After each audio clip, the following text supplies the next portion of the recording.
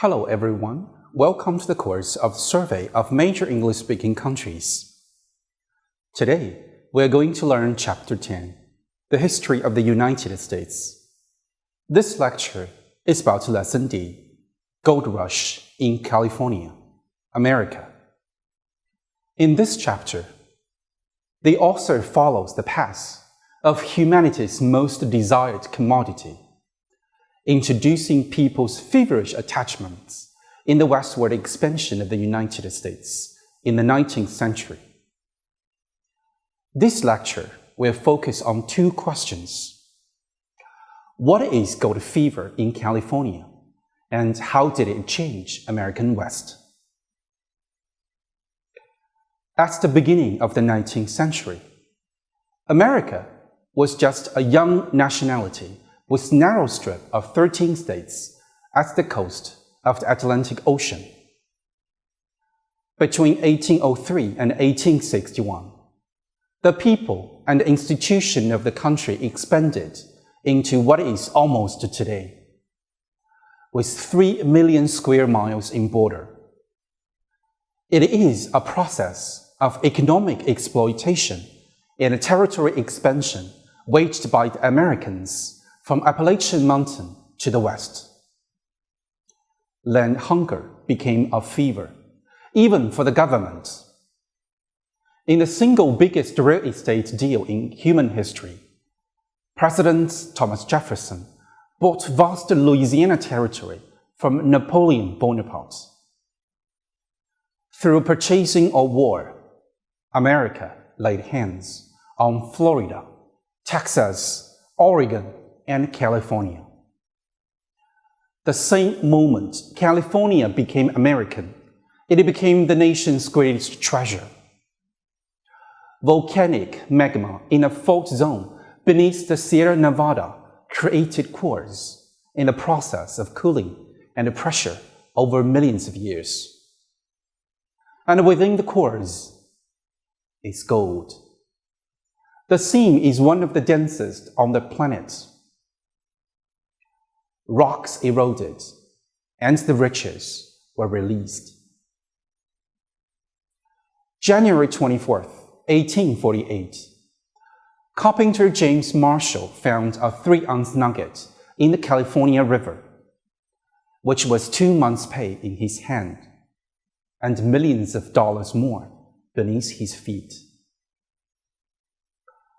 Rumors soon started to spread.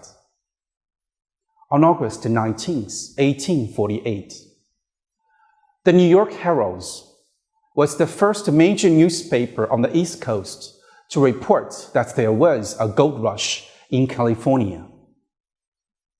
Later, news of Marshall's discovery was reported by major newspapers from west to east. Several months later, President James Polk confirmed the discovery in an address to Congress. Waves of gold seekers, later called the 49ers, invaded the gold country of California. San Francisco, the tiny settlement before the fever, at first became a ghost town of abandoned ships and businesses, but then boomed as merchants and new people arrived.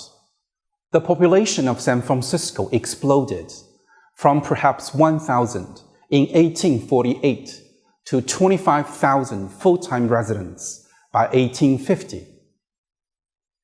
As with many boom towns, the sudden influx of people strained the infrastructure of San Francisco and other towns near the gold fields. People lived in tents, wood shanties, or deck cabins removed from abandoned ships. Wherever gold was discovered, hundreds of miners would collaborate to put up a camp and stake their claims. In what has been referred to as the first world-class gold fever, there was no easy way to get to California. Americans followed the tracks west in a tidal wave of hope. Americans, German, Belgians, Catholic, Presbyterians, Mormons, one of the world's greatest migration begun. Some traveled 6,000 miles or worked 10 miles a day for up to 6 months straight. In the year of 1849, more than 90,000 people flooded in. People retrieved gold from streams and riverbeds using simple techniques, such as penning. A Chinese prospector found a 100-ounce strike in the Yuba River. $26,000 were made by a single Irishman in just 4 days. A $200,000 super SIM was discovered by 12 Mexicans at Bear Valley. Here, you can taste the American dream. Get rich quick. In 2 years, the population of California exploded from 15,000 to 100,000. A land worth $16 before the fever changed hands for $450,000. Hand penning was replaced by lines of sluice boxes, desperate combing anything the first prospector missed. The price of living rocketed. Picks, pans, shovels went from a few cents to $10 apiece. But still, people came. As the gold fields picked clean, tension rose, and time got tougher. After just 5 years, the gold fever was over. Of 300,000 who rushed to find gold, less than 1 out of 100 struck it rich. But fortunes were made by the merchants and the landowners who supplied the miners. The gold fever substantially changed the American West. The arrival of hundreds of thousands of people propelled California from a sleepy, unknown wilderness to be a center of the global imagination. The sudden influx of gold into the money supply reinvigorated the American economy. Roads, schools, churches, and civic organizations quickly came into existence. The wealth and population increase led to significant improved transportation. New methods developed as steamships came into service. And just a decade later, railways were built across the country from California to the eastern United States. Besides, the new immigrants often showed remarkable inventiveness and creativity. They brought and invented numerous technologies and machines. During the gold fever, towns and cities were charted, state constitutions was written, election held. Representatives were sent to Washington, D.C. to negotiate the admission of California as a state. The West is open to business. Gold fever made the West Americans economic powerhouse.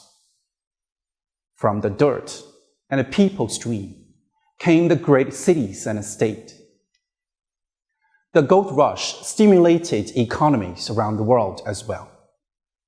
Farmers in Chile, Australia, and Hawaii found huge new markets for their food. British manufactured goods were in high demand. Clothing arrived from China. The return of large amounts of California gold to pay for these goods raised the prices and stimulated investments and the creation of jobs around the world. Within a few years after the end of the gold rush, in 1863, the groundbreaking ceremony for the first transcontinental railroad was held in Sacramento. Travel that had taken weeks or even months could now be accomplished in days. An inner influence, which is more profound, took place in shaping American character and culture. American West was perceived as a place of beginnings, where hard work and good luck could reward great wealth.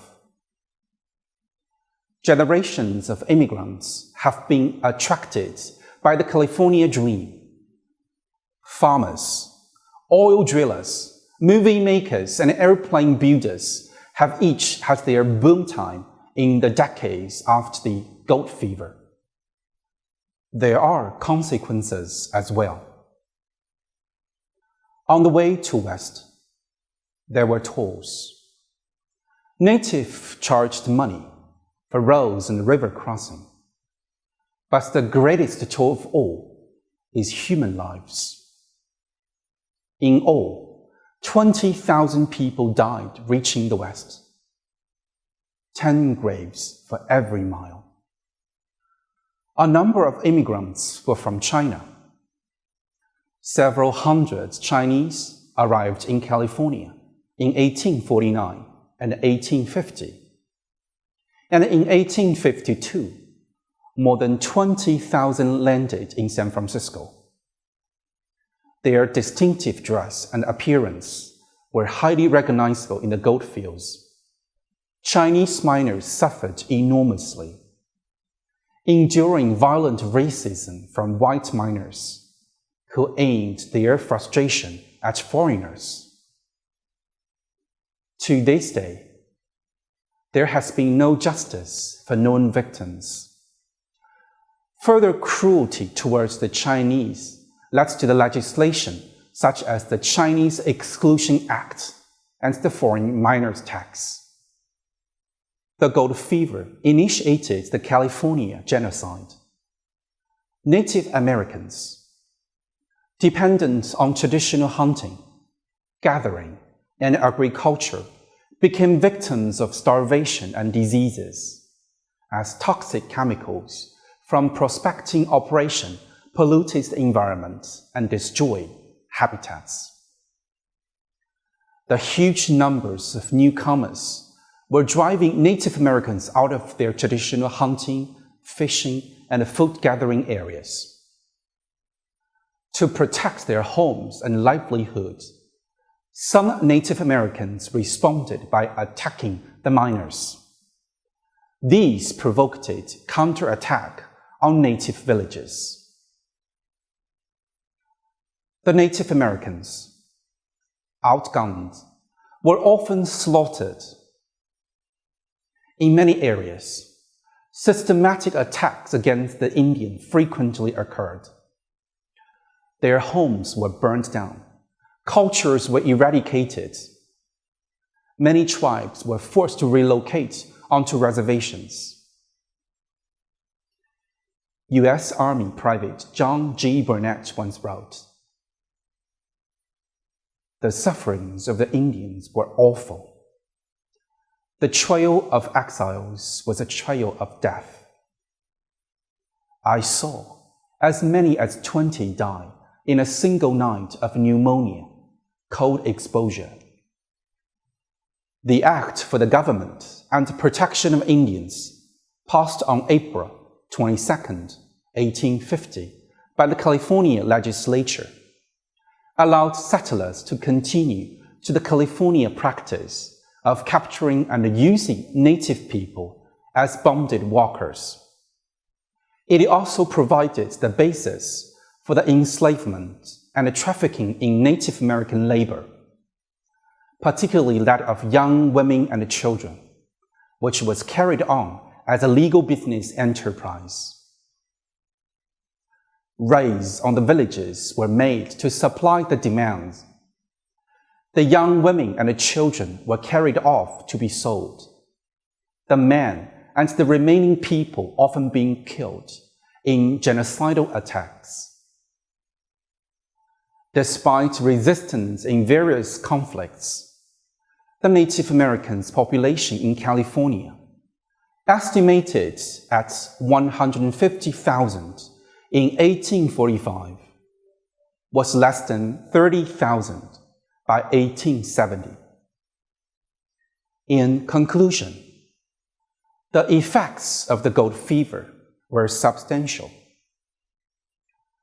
Politically, economically, and socially, gold fever presented the American West new looks. But for the American Indians, it's just a tragic history. Well, I believe now we should have a clear idea of what is gold fever in westward expansion of the United States and how it changed the American West. I hope the culture information introduction will enrich your culture storage and learning, cultivate your cross-cultural communication competence. This is the lecture. Thank you very much.